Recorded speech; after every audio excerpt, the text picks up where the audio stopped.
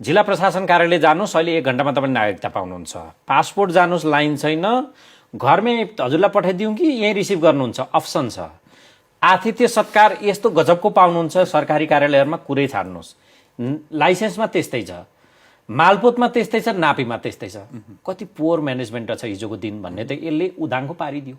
सम्भव रहेछ नि त इच्छा शक्ति हुन्छ। अनि त्यो थियो, त्यो हिजोको सर्भिस डेलिभरीमा कमजोरी भएको कुरा त तथ्य जग जाहेर नै छ भोपालजी। तर यो चाहिँ के चाहिँ होइन भने आज जुन किसिमको एप्सहरू बनाएर सर्भिस डेलिभरीलाई अटोमेसन गरेर गर्ने कुराहरू त फाउन्डेसन त विगतको सरकारले तयार पारेको हो नि।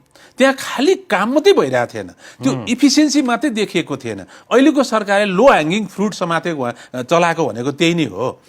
फाउन्डेसन अलरेडी थियो, कर्मचारी पनि थिए, कर्मचारीको दरबन्दी पनि त्यहाँ थियो। त्यहाँ के थियो भने एटिच्युड थिएन, कर्मचारीको एटिच्युड थिएन, प्रवृत्ति चाहिँ सहयोग गर्नु भन्ने चाहिँ थिएन। अहिलेको सरकारले डर पैदा गर्यो र यो 6 महिना अस्ति चाहिँ जुन 13 गते सरकार गठन भएको छ, अर्को यो 13 गतेदेखि अर्को 6 महिना यो भ्रष्टाचार कम हुन्छ भोपालजी।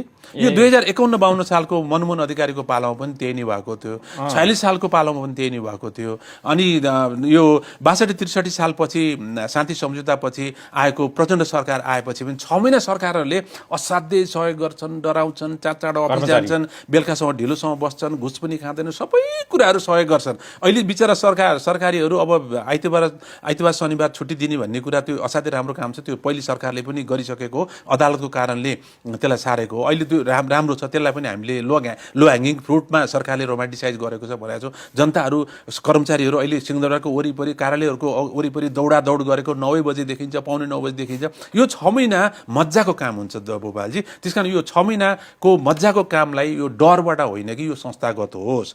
हाम्रो चाहना उज्यालो नेपाल पार्टीले चाहिँ यो जुन सेवा छ चुस्त दुरुस्त गराउने प्रयास गरेको छ, लो ह्याङ्गिङ फ्रुट नै सही, राम्रो काम गर्दियो, लास्टिङ होस्, यो सस्टेनेबल होस्, यो चाहिँ दिगो होस्। हामी चाहिँ त्यो चाहन्छौँ।